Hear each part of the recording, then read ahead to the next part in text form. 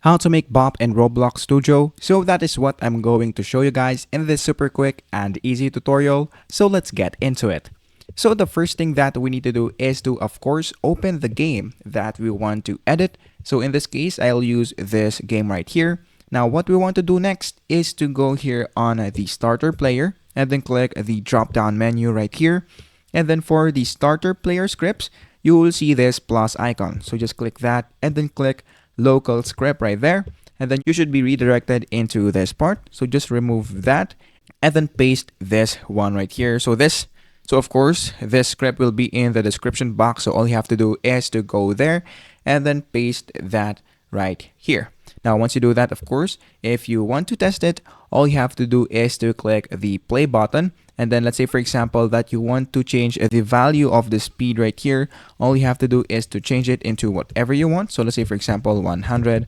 And then if you want to, of course, test it, just click the play button and then you should be able to see it if it is working. So that is basically it. That is how to make Bop in Roblox Studio.